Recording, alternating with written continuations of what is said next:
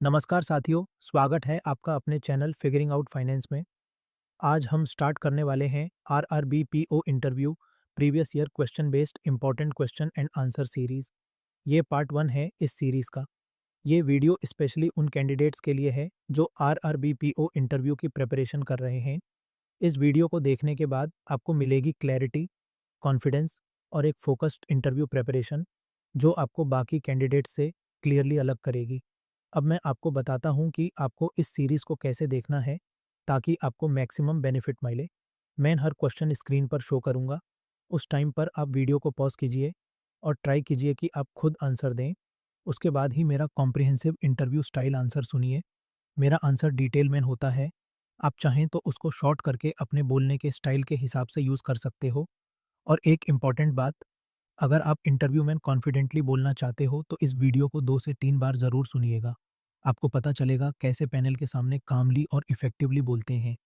दोस्तों, अगर आपने मेरा previous video strategy to clear RRB bank interview नहीं देखा है, तो उसको ज़रूर देखिए।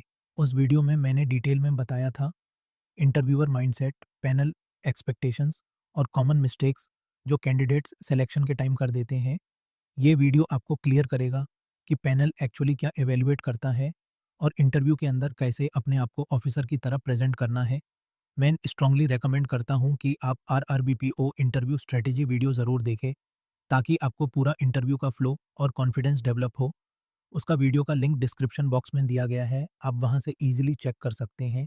दोस्तों, बहुत सारे कैंडिडेट्स के साथ एक कॉमन प्रॉब्लम होती है। कॉन्सेप्ट आता है, बैंकिंग टर्मिनोलॉजी समझ में आती है, लेकिन जब इंटरव्यू पैनल के सामने उस कॉन्सेप्ट को एक्सप्लेन करना होता है तो वर्ड्स नहीं मिलते। इसी प्रॉब्लम को सॉल्व करने के लिए मैंने बैंकिंग टर्मिनोलॉजी पर शॉर्ट्स वीडियोस क्रिएट किए हैं जो हिंदी में एक्सप्लेन किए गए हैं ताकि आप कॉन्सेप्ट को क्लियरली समझ पाओ और नेचुरली एक्सप्लेन कर सको। ये शॉर्ट्स वीडियोस आपको हेल्प करते हैं कि आप सिर्फ मीनिंग ही नहीं बल्कि बोलने का फ्लो भी डेवलप करो, बिल्कुल इंटरव्यू के पॉइंट ऑफ व्यू से। इन शॉर्ट्स वीडियोस के प्लेलिस्ट्स के लिंक्स आपको डिस्क्रिप्शन बॉक्स में मिल जाएंगे। मैं रेकमेंड करता हूँ कि आप इंटरव्यू से पहले इन प्लेलिस्ट्स को ज़रूर देखिए। और एक और यूज़फुल फीचर है, आप यूट्यूब का ट्रांसक्रिप्शन फीचर यूज़ कर सकते हो।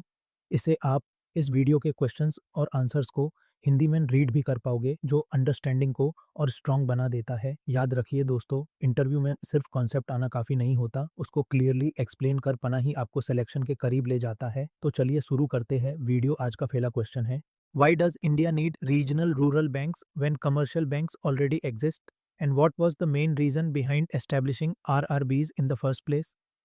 चलिए देखते हैं पैनल को एक अच्छा आंसर कैसे दे। सर, रीजनल रूरल बैंक्स को 2 अक्टूबर 1975 को एस्टैब्लिश किया गया था और बाद में इन्हें रीजनल रूरल बैंक्स एक्ट 1976 के अंडर फॉर्मल शेप दी गई। सर, आरआरबीज एस्टैब्लिश करने का मेन रीज़न ये था कि 1970s के टाइम पर इंडिया की लगभग 70% पॉपुलेशन रूरल एरियाज में रहती थी, लेकिन उनका फॉर्मल बैंकिंग सिस्टम तक एक्सेस बहुत लिमिटेड था। स्मॉल और मार्जिनल फार्मर्स, एग्रीकल्चरल लेबरर्स और रूरल आर्टिजन्स को मनी लेंडर्स पर डिपेंड होना पड़ता था, जो बहुत हाई इंटरेस्ट रेट्स चार्ज करते थे। सर, इसी गैप को फिल करने के लिए आरआरबीएस को क्रिएट किया गया। आरआरबीएस का ऑब्जेक्टिव था रूरल एरियाज में बैंकिंग और क्रेडिट फैसिलिटीज़ प्रोवाइड करना, स्पेशली स्मॉल और marginal farmers, agricultural labourers, artisans और स्मॉल एंटरप्रेन्योर्स के लिए। सर, अगर कंपैरिजन करें तो कमर्शियल बैंक्स ज़्यादातर अर्बन और सेमी अर्बन एरियाज पर फोकस करते थे और कोऑपरेटिव बैंक्स के पास लिमिटेड रिसोर्सेज थे। आरआरबीएस ने इन दोनों के बीच का गैप ब्रिज किया। सर, करंट सिनेरियो में one state one RRB policy के अंडर में फर्स्ट 2025 से 28 रीजनल रूरल बैंक्स इंडिया में ऑपरेट कर रहे हैं। सर, आरआरबीएस का रोल रूरल फाइनेंशियल इंक्लूजन को स्ट्रेंथन करना है ताकि banking services grass root level तक इफेक्टिवली पहुंच सके। नेक्स्ट क्वेश्चन है, why do you want to join regional rural banks? चलिए देखते हैं पैनल को एक अच्छा आंसर कैसे दे। सर, मैं रीजनल रूरल बैंक्स ज्वाइन इसलिए करना चाहता हूँ क्योंकि ये बैंक्स रूरल डेवलपमेंट और फाइनेंशियल इंक्लूजन के लिए एक यूनिक और मीनिंगफुल प्लेटफॉर्म प्रोवाइड करते हैं। सर, आज के टाइम पर 28 रीजनल रूरल बैंक्स ऑपरेट कर रहे हैं जिनके 22,000 से ज़्यादा ब्रांचेस हैं जो 700 से ज़्यादा डिस्ट्रिक्ट्स को कवर करते हैं। सर, इसमें सबसे इम्पॉर्टेंट बात यह है कि लगभग 92% ब्रांचेस रूरल और सेमी अर्बन एरियाज़ में लोकेटेड हैं। इस स्ट्रॉन्ग रूरल प्रेजेंस के थ्रू आरआरबी फार्मर्स, आर्टिजन्स और स्मॉल एंटरप्रेन्योर्स पर डायरेक्ट इम्पैक्ट क्रिएट कर पाते हैं। सर, अगर परफॉर्मेंस की बात करें तो एफ वाई 2024 टू 25 में आरआरबी ने 7,148 करोड़ रुपीस का कंसोलिडेटेड नेट प्रॉफिट रिकॉर्ड किया। साथ ही ग्रोस एनपीए भी 5.3% के हिस्टोरिक लो लेवल पर आ गया, जो लास्ट 10 ईयर्स का लोएस्ट है। सर, ये क्लियरली शो करता है कि आरआरबीएस फाइनेंशियली स्टेबल हैं और उनमें स्ट्रॉन्ग ग्रोथ पोटेंशियल भी है। सर, मेरे लिए आरआरबी ज्वाइन करना का मतलब है प्रोफेशनल बैंकिंग एक्सेलेंस को सोशल इम्पैक्ट के साथ कंबाइन करना। जहां एक तरफ मैं अपनी बैंकिंग स्किल्स डेवलप कर सकता हूं, वहीं दूसरी तरफ उन कम्युनिटीज़ को सर्व कर सकता हूं जिनको फाइनेंशियल सर्विसेज की सबसे ज़्यादा ज़रूरत होती है। सर, इसी वजह से मैं रीजनल रूरल बैंक्स को एक मीनिंगफुल और लॉन्ग टर्म बैंकिंग करियर के रूप में देखता हूँ। नेक्स्ट क्वेश्चन है, regional rural banks primarily serve rural and semi rural areas. So tell me honestly, are you comfortable with rural posting? चलिए देखते हैं पैनल को एक अच्छा आंसर कैसे दे। सर, मैं बिल्कुल कंफर्टेबल हूँ रूरल पोस्टिंग के लिए। इनफैक्ट सर, मैं इसे एक स्ट्रॉन्ग लर्निंग अपॉर्चुनिटी के रूप में देखता हूँ। सर, रीजनल रूरल बैंक्स को 1976 में एस्टैब्लिश किया गया था, स्पेसिफिकली रूरल और सेमी रूरल पॉपुलेशन को सर्व करने के लिए। आज के टाइम पर इंडिया में 28 आरआरबी ऑपरेट कर रहे हैं, जिनके 22,000 से ज़्यादा ब्रांचेस हैं और ये 700 डिस्ट्रिक्ट्स को कवर करते हैं। सर, लगभग 92% आरआरबी ब्रांचेस रूरल और सेमी अर्बन एरियाज में लोकेटेड हैं। ये क्लियरली दिखाता है कि आरआरबी का core purpose grass roots banking है। सर, रूरल पोस्टिंग से मुझे ग्राउंड लेवल एक्सपोजर मिलेगा। फाइनेंशियल इंक्लूजन इनिशिएटिव्स जैसे पीएम किसान, मुद्रा लोन्स और फार्मर्स, सेल्फ हेल्प ग्रुप्स और स्मॉल एंटरप्रेन्योर्स के साथ डायरेक्टली काम करने का मौका मिलेगा। सर, मुझे लगता है रूरल एरियाज में काम करना प्रोफेशनली मुझे स्ट्रॉन्ग बनाएगा और साथ ही मैं रूरल डेवलपमेंट में मीनिंगफुल कंट्रीब्यूशन भी दे पाऊंगा। और सर, अगर ज़रूरत पड़ी तो मैं लोकल लैंग्वेज और लोकल कल्चर को अडेप्ट और लर्न करने के लिए भी कम्प्लीटली रेडी हूँ। नेक्स्ट क्वेश्चन है, can you tell me what you know about our RRB, specifically about the sponsor bank and the area of operation? चलिए देखते हैं पैनल को एक अच्छा आंसर कैसे दे। सर, रीजनल रूरल बैंक्स को आरआरबी एक्ट ऑफ 1976 के अंडर एस्टैब्लिश किया गया था। ये रिकमेंडेशन आई थी नारासिम्हम कमेटी से। सर, प्रेजेंट सिनेरियो में one state one RRB policy के इम्प्लीमेंटेशन के बाद मई 1 2025 से टोटल 28 आरआरबीज इंडिया में ऑपरेट कर रहे हैं। सर, अगर मैं ओनरशिप स्ट्रक्चर की बात करूं तो ये 3 स्टेक होल्डर्स में डिवाइडेड होता है। 50% सेंट्रल गवर्नमेंट का स्टेक होता है, 15% स्टेट गवर्नमेंट का और 35% शेयर स्पॉन्सर बैंक का होता है। सर, हर आरआरबी एक स्पॉन्सर बैंक के साथ लिंक्ड होता है, जैसे state bank of India, Punjab national bank या बैंक ऑफ बड़ौदा। स्टेट के बेसिस पर स्पॉन्सर बैंक डिसाइड होता है। सर, स्पॉन्सर बैंक का रोल काफ़ी इंपॉर्टेंट होता है।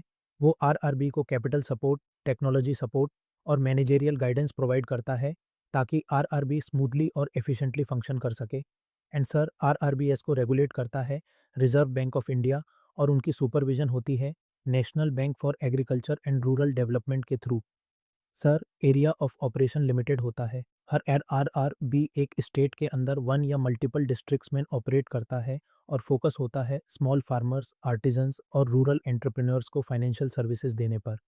सर, आज के टाइम पर आरआरबीएस के 22,000 से ज़्यादा ब्रांचेस हैं, जो लगभग 700 डिस्ट्रिक्ट्स में स्प्रेड हैं और रूरल फाइनेंशियल इंक्लूजन में एक बहुत स्ट्रॉन्ग रोल प्ले कर रहे हैं। सर, इसी स्ट्रक्चर्ड सपोर्ट और लोकलाइज्ड अप्रोच की वजह से आरआरबी रूरल बैंकिंग के लिए एक स्ट्रॉन्ग पिलर बने हुए हैं। नेक्स्ट क्वेश्चन है, what are the main objectives of regional rural banks?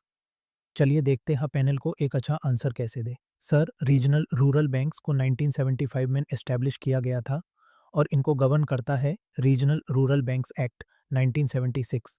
इनका में फोकस था रूरल डेवलपमेंट और financial inclusion. Sir, primary objective ये है कि स्मॉल और marginal farmers, agricultural labourers, artisans और रूरल एंटरप्रेन्योर्स को क्रेडिट फैसिलिटीज़ प्रोवाइड की जा सकें। ये वही सेक्शंस हैं जिनको पहले फॉर्मल बैंकिंग एक्सेस नहीं मिल पाता था। सर, सेकंड इम्पॉर्टेंट ऑब्जेक्टिव है फाइनेंशियल इंक्लूजन। आरआरबी का रोल है रिमोट रूरल और सेमी अर्बन एरियाज तक बैंकिंग सर्विसेज पहुंचाना, जैसे सेविंग्स अकाउंट, लोन्स और basic banking facilities. Sir, RRB agriculture, trade, commerce, small industry और अदर प्रोडक्टिव रूरल एक्टिविटीज़ को भी एक्टिवली सपोर्ट करते हैं ताकि लोकल एम्प्लॉयमेंट और इनकम जनरेशन हो सके। इसके अलावा सर, आरआरबी गवर्नमेंट स्कीम्स के इम्प्लीमेंटेशन में भी काफ़ी इम्पोर्टेंट रोल प्ले करते हैं, जैसे MGNREGA wages disbursement, pension payments और DBT schemes. Sir, current scenario में 28 रीजनल रूरल बैंक्स ऑपरेट कर रहे हैं, जिनके 22,000 से ज़्यादा ब्रांचेस पूरे इंडिया में हैं। ये सब one state one RRB policy जो मैं 2025 से इम्प्लीमेंट हुई उसके अंडर काम कर रहे हैं। सर, आरआरबी कमर्शियल बैंकिंग और रूरल इकोनॉमी के बीच एक स्ट्रॉन्ग ब्रिज का काम करते हैं, जो इंक्लूसिव ग्रोथ और बैलेंस्ड रीजनल डेवलपमेंट इंश्योर करता है। नेक्स्ट क्वेश्चन है, can you explain how regional rural banks differ from commercial banks in India? चलिए देखते हैं पैनल को एक अच्छा आंसर कैसे दे। सर, रीजनल रूरल बैंक्स और कमर्शियल बैंक्स के बीच काफ़ी क्लियर डिफरेंसेस होते हैं। सर, फर्स्ट डिफरेंस पर्पस का है। आरआरबीएस को 1975 में स्पेशली रूरल डेवलपमेंट और एग्रीकल्चरल क्रेडिट के लिए एस्टैब्लिश किया गया था, जबकि कमर्शियल बैंक्स पूरे इकोनॉमी के सभी सेक्टर्स को सर्व करते हैं, अर्बन से लेकर रूरल तक। सेकंड डिफरेंस ओनरशिप का है। आरआरबीज में ट्राईपार्टाइट ओनरशिप स्ट्रक्चर होता है। इसमें सेंट्रल गवर्नमेंट का 50%, स्पॉन्सर बैंक का 35% और स्टेट गवर्नमेंट का 15% शेयर होता है। कमर्शियल बैंक्स का ओनरशिप स्ट्रक्चर अलग होता है। Third difference area of operation का है। सर, हर आरआरबी लिमिटेड नोटिफाइड एरिया में ऑपरेट करता है, यूजुअली कुछ स्पेसिफिक डिस्ट्रिक्ट्स तक, जबकि कमर्शियल बैंक्स का पन इंडिया प्रेजेंस होता है। फोर्थ डिफरेंस लेंडिंग नॉर्म्स का है। आरआरबीज को अपनी टोटल लेंडिंग का 75% प्रायोरिटी सेक्टर में देना होता है, स्पेशली एग्रीकल्चर और स्मॉल इंडस्ट्रीज को। कमर्शियल बैंक्स के लिए यह रिक्वायरमेंट अराउंड 40% होती है। फिफ्थ और लास्ट डिफरेंस रेगुलेशन का है। आरआरबी को रेगुलेट करता है रिजर्व बैंक ऑफ इंडिया और इनकी सुपरविजन होती है National Bank for Agriculture and Rural Development के through. Commercial banks mainly RBI के डायरेक्ट सुपरविजन में आते हैं।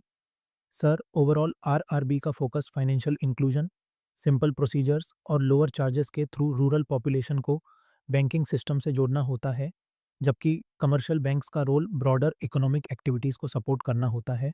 नेक्स्ट क्वेश्चन है, can you tell me who regulates and supervises the regional rural banks in India?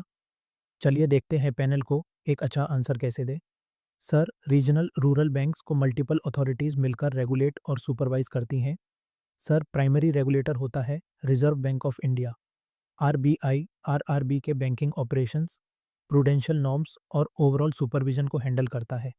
Sir, supervisory role में एक बहुत important institution है National Bank for Agriculture and Rural development. Sir, ये inspections conduct करता है, performance monitor करता है और आरआरबी को रीफाइनेंस फैसिलिटीज़ भी प्रोवाइड करता है। सर, इसके अलावा पॉलिसी डायरेक्शन और एडमिनिस्ट्रेटिव ओवरसाइट आती है ministry of finance, specifically department of financial services से। सर, ये जो 3 टियर रेगुलेटरी फ्रेमवर्क है, आरबीआई, नाबार्ड और मिनिस्ट्री ऑफ फाइनेंस, ये इंश्योर करता है कि आरआरबी फाइनेंशियली स्टेबल रहें और साथ ही अपना सोशल मैंडेट फुलफिल करें, यानी रूरल और सेमी अर्बन एरियाज़ में बैंकिंग सर्विसेज प्रोवाइड करना। सर, स्पॉन्सर बैंक्स भी एक इम्पॉर्टेंट रोल प्ले करते हैं। जनरली ये पब्लिक सेक्टर कमर्शियल बैंक्स होते हैं, जो आरआरबी को मैनेजेरियल और टेक्निकल सपोर्ट देते हैं। सर, ओवरऑल ये कोलैबोरेटिव अप्रोच आरआरबी को हेल्प करता है कि वो रूरल पॉपुलेशन को इफेक्टिवली सर्व करें और साथ ही साउंड बैंकिंग प्रैक्टिसेस और फाइनेंशियल डिसिप्लिन मेंटेन रखें। नेक्स्ट क्वेश्चन है, can you explain to me what exactly the role of the sponsor bank in the RRB structure is? चलिए देखते हैं पैनल को एक अच्छा आंसर कैसे दे। सर, स्पॉन्सर बैंक का रोल रीजनल रूरल बैंक्स में बहुत क्रूशल होता है। स्पॉन्सर बैंक एक कमर्शियल बैंक होता है जो आरआरबी के लिए मेंटोर और गाइड की तरह काम करता है और उसे कंटिन्यूअस सपोर्ट प्रोवाइड करता है। Sir, reserve bank of India के गाइडलाइंस के अकॉर्डिंग आरआरबी का शेयर होल्डिंग पैटर्न होता है 50% सेंट्रल गवर्नमेंट, 35% स्पॉन्सर बैंक और 15% state government. Sir, sponsor bank की मेन रिस्पॉन्सिबिलिटीज़ होती है, ये आरआरबी को मैनेजीरियल और टेक्निकल असिस्टेंस प्रोवाइड करता है, जैसे staff training, modern banking technology implement करना और ऑपरेशनल एफिशिएंसी इंप्रूव करना। And sir, sponsor bank policies formulate करने में हेल्प करता है, न्यू बैंकिंग प्रोडक्ट्स डेवलप करने में सपोर्ट देता है और यह भी इंश्योर करता है कि आरआरबी आरबीआई रेगुलेशंस के फुली कंप्लायंट रहें। इसके अलावा सर, स्पॉन्सर बैंक आरआरबी की फाइनेंशियल हेल्थ को मॉनिटर करता है वो क्रेडिट मैनेजमेंट, रिस्क असेसमेंट और डिजिटल बैंकिंग इनिशिएटिव्स में भी गाइडेंस देता है। सर, ओवरऑल स्पॉन्सर बैंक का ये मेंटोरशिप रोल इंश्योर करता है कि आरआरबी रूरल और सेमी अर्बन एरियाज़ को इफ़ेक्टिवली सर्व कर पाएँ, साथ ही स्ट्रॉन्ग बैंकिंग स्टैंडर्ड्स मेंटेन करें और अपनी प्रॉफिटेबिलिटी और एसेट क्वालिटी को कंटिन्यूअसली इम्प्रूव करें। नेक्स्ट क्वेश्चन है, what challenges are unique to rural branches compared to urban banking? चलिए देखते हैं पैनल को एक अच्छा आंसर कैसे दे। सर, रूरल ब्रांचेस को अर्बन बैंकिंग के कंपैरिजन में काफ़ी यूनिक चैलेंजेस फेस करने पड़ते हैं। सर, पहला चैलेंज फाइनेंशियल लिटरेसी का होता है। रूरल एरियाज़ में काफ़ी कस्टमर्स बैंकिंग प्रोसीजर्स और डिजिटल सर्विसेज से फुली फ़ैमिलियर नहीं होते, इसलिए ब्रांच स्टाफ को एक्स्ट्रा टाइम कस्टमर एजुकेशन में देना पड़ता है। Sir, second major challenge infrastructure का होता है। कई जगह poor internet connectivity, irregular power supply और वीक रोड नेटवर्क होता है, जो डिजिटल बैंकिंग ऑपरेशंस और कैश मैनेजमेंट दोनों को अफेक्ट करता है। सर, थर्ड चैलेंज प्रॉफिटेबिलिटी से रिलेटेड होता है। रूरल ब्रांचेस में ट्रांजैक्शंस का वैल्यू जनरली लो होता है, जैसे छोटी डिपॉजिट्स और विड्रॉल्स। इससे पर ट्रांजैक्शन कॉस्ट इंक्रीज हो जाता है, जो अर्बन ब्रांचेस के कंपैरिजन में ज़्यादा होता है। Sir, fourth challenge seasonal income pattern का होता है। फार्मर्स की इनकम हार्वेस्ट सीजन के अराउंड कॉन्सेंट्रेट होती है, जिसके वजह से डिपॉजिट्स और विड्रॉल्स में फ्लक्चुएशंस आते रहते हैं और लिक्विडिटी मैनेजमेंट थोड़ा डिफिकल्ट हो जाता है। सर, इसके अलावा लैंग्वेज डाइवर्सिटी और ट्रस्ट बिल्डिंग भी एक इम्पॉर्टेंट फैक्टर है। रूरल कस्टमर्स पर्सनल रिलेशनशिप और फेस टू फेस इंटरेक्शन को ज़्यादा प्रेफर करते हैं डिजिटल चैनल्स के कंपैरिजन में। सर, लेकिन मैं ये भी मानता हूँ कि ये चैलेंजेस ही अपॉर्चुनिटीज़ क्रिएट करते हैं फॉर मीनिंगफुल फाइनेंशियल इंक्लूजन, जो रीजनल रूरल बैंक्स का कोर मिशन है। प्रॉपर ट्रेनिंग और टेक्नोलॉजी के साथ हम रूरल इंडिया को इफेक्टिवली सर्व कर सकते हैं। नेक्स्ट क्वेश्चन है, what is the BC model and why is it important for banking operations? चलिए देखते हैं पैनल को एक अच्छा आंसर कैसे दे। सर, बीसी मॉडल का फुल फॉर्म होता है बिजनेस कॉरेस्पॉन्डेंट मॉडल। ये model reserve bank of India की एक इम्पॉर्टेंट इनिशिएटिव है, जिसका मेन ऑब्जेक्टिव है फाइनेंशियल इंक्लूजन को प्रमोट करना। सर, इसमें बैंक्स एजेंट्स या इंटरमीडियरीज अपॉइंट करते हैं, जो रिमोट और रूरल एरियाज़ में बेसिक बैंकिंग सर्विसेज प्रोवाइड करते हैं, जहां फुल ब्रांच ओपन करना इकोनॉमिकली वायबल नहीं होता। ये बिजनेस कॉरेस्पॉन्डेंट्स बैंक्स के रिटेल एजेंट्स की तरह काम करते हैं, जिससे बैंक्स ब्रांचेज और एटीएम के अलावा भी अपनी रीच एक्सपेंड कर पाते हैं। सर, आरबीआई ने जनवरी 2006 में इन गाइडलाइंस के थ्रू इस मॉडल को इंट्रोड्यूस किया था। बैंकिंग कॉरेस्पॉन्डेंट ये सर्विसेज प्रोवाइड कर सकते हैं, जैसे account opening, small deposits collect करना, छोटे लोन्स डिसबर्स करना और रिमिटेंसेस फैसिलिटेट करना। ट्रांजैक्शंस के लिए ये माइक्रो एटीएम्स और बायोमेट्रिक ऑथेंटिकेशन जैसे टेक्नोलॉजी का यूज़ करते हैं, ताकि प्रोसेस सिक्योर और रिलायबल रहे। सर, ये मॉडल इसलिए बहुत इम्पॉर्टेंट है क्योंकि ट्रेडिशनल बैंक ब्रांचेस हर विलेज तक कॉस्ट इफेक्टिवली नहीं पहुंच सकती। बीसी मॉडल के थ्रू बैंक्स अंडरसर्व्ड और अनबैंक्ड पॉपुलेशन तक इजीली पहुंच पाते हैं। इससे गवर्नमेंट के फाइनेंशियल इंक्लूजन विजन को सपोर्ट मिलता है और स्कीम्स जैसे प्रधानमंत्री जन धन योजना को भी सक्सेसफुली इम्प्लीमेंट करना पॉसिबल होता है। Sir, banking correspondent model banking operations का एक स्ट्रॉन्ग पिलर है, जो रीच, इंक्लूजन और एफिशिएंसी तीनों को इम्प्रूव करता है। नेक्स्ट क्वेश्चन है, can you explain how RRB specifically supports SHG and JLG financing? चलिए देखते हैं पैनल को एक अच्छा आंसर कैसे दे। Sir, RRB specially self help groups और जॉइंट लायबिलिटी ग्रुप्स को एसएचजी बैंक लिंकेज प्रोग्राम के थ्रू एक्टिवली सपोर्ट करती हैं। First sir, RRB collateral free loans provide करती हैं एसएचजी और जेएलजी को। इससे रूरल बोरोवर्स को क्रेडिट मिलता है, जिनके पास ट्रेडिशनल कोलेटरल नहीं होता। इंटरेस्ट रेट्स अफोर्डेबल होते हैं और प्रोसीजर सिंपल रखा जाता है एज पर reserve bank of India guidelines. Second sir, RRB self help group promoting institutions का रोल भी प्ले करती है, यानी ये बैंक्स डायरेक्ट एसएचजी फॉर्म करती हैं, उनको नर्चर करती हैं और financial literacy training, capacity building और प्रॉपर बुक कीपिंग सिखाती हैं, जो पंचसूत्रास प्रिंसिपल्स पर बेस्ड होता है। थर्ड सर, अगर जॉइंट लायबिलिटी ग्रुप्स की बात करें, तो आरआरबी एग्रीकल्चर और एलाइड एक्टिविटीज़ के लिए लोन्स प्रोवाइड करती हैं, जहां 4 to 10 मेंबर्स की जॉइंट लायबिलिटी ही सोशल कोलेटरल का काम करती है। इससे बैंक का लेंडिंग रिस्क रिड्यूस होता है। सर, मार्च 2024 तक ये प्रोग्राम है 17.75 करोड़ हाउसहोल्ड्स को कवर कर चुका है पूरे इंडिया में। नॉर्थ ईस्टर्न रीजन में आरआरबी का क्रेडिट शेयर लगभग 48% है और सेंट्रल रीजन में अराउंड 42%। इसके अलावा सर, आरआरबी को national Bank for Agriculture and Rural development से रीफाइनेंस सपोर्ट भी मिलता है, जिससे वो अपना लेंडिंग पोर्टफोलियो एक्सपेंड कर पाती हैं। सर, ये model women empowerment, rural entrepreneurship और फाइनेंशियल इंक्लूजन को ग्राउंड लेवल पर इफेक्टिवली प्रमोट करता है। नेक्स्ट क्वेश्चन है, can you tell me what impact the RRB merger created? चलिए देखते हैं पैनल को एक अच्छा आंसर कैसे दे। सर, आरआरबी मर्जर का इम्पैक्ट ओवरऑल रूरल बैंकिंग के लिए काफ़ी पॉजिटिव रहा है। सर, प्रेस इंफॉर्मेशन ब्यूरो के डेटा के according one state one RRB policy के अंडर आरआरबी की संख्या 43 से रिड्यूस होकर 28 हो गई। ये चेंज में 2025 से इफेक्टिव हुआ। सर, सबसे बड़ा इम्पैक्ट फाइनेंशियल स्टेबिलिटी पर पड़ा। National Bank for Agriculture and Rural development की 2021 स्टडी ने कंफर्म किया कि अमेलगमेशन के बाद आरआरबी की वायबिलिटी और फाइनेंशियल परफॉर्मेंस दोनों इंप्रूव हुई। सर, मर्ज्ड आरआरबी का कैपिटल बेस स्ट्रांग हुआ है और फाइनेंशियल ईयर 2024 टू 25 में highest ever net profit record हुआ, लगभग 7,148 करोड़ रुपीस। साथ ही सर, जीएनपीए रेशियो भी इंप्रूव होकर 5.3% पर आ गया है, जो लास्ट 10 ईयर्स का लोएस्ट लेवल है। सेकंड सर, ऑपरेशनल एफिशिएंसी काफ़ी बेटर हुई है। डुप्लीकेट एडमिनिस्ट्रेटिव स्ट्रक्चर्स हटने से कॉस्ट सेविंग्स हुई और टेक्नोलॉजी अडॉप्शन भी फास्ट हुआ। थर्ड सर, आज 28 आरआरबीज लगभग 22,000 ब्रांचेस के थ्रू ऑपरेट कर रहे हैं, जो 700 डिस्ट्रिक्ट्स को कवर करते हैं। इसमें से 92% ब्रांचेस रूरल और सेमी अर्बन एरियाज में हैं, जिससे मैनेजमेंट सिंप्लीफाई हुआ और रूरल कस्टमर्स को बेटर सर्विस डिलीवरी पॉसिबल हुई। सर, आरआरबी मर्जर ने रूरल बैंकिंग को ज़्यादा स्टेबल, एफिशिएंट और सस्टेनेबल बनाया है, जो लॉन्ग टर्म में फाइनेंशियल इंक्लूजन और रूरल डेवलपमेंट दोनों को स्ट्रेंथन करेगा। आज का लास्ट क्वेश्चन है, how will you build trust among rural customers? चलिए देखते हैं पैनल को एक अच्छा आंसर कैसे दे। सर, रूरल कस्टमर्स के साथ ट्रस्ट बिल्ड करने के लिए पेशेंट और एम्पैथेटिक अप्रोच बहुत ज़रूरी होता है।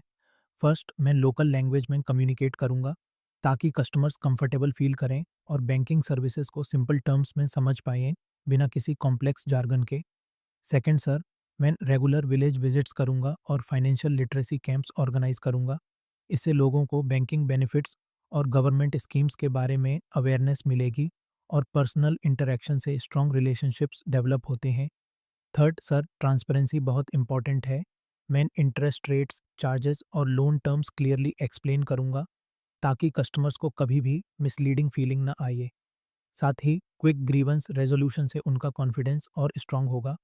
फोर्थ सर, मैं एक्टिवली गवर्नमेंट वेलफेयर स्कीम्स को प्रमोट करूंगा, जैसे पीएम किसान, प्रधानमंत्री मुद्रा योजना और अटल पेंशन योजना।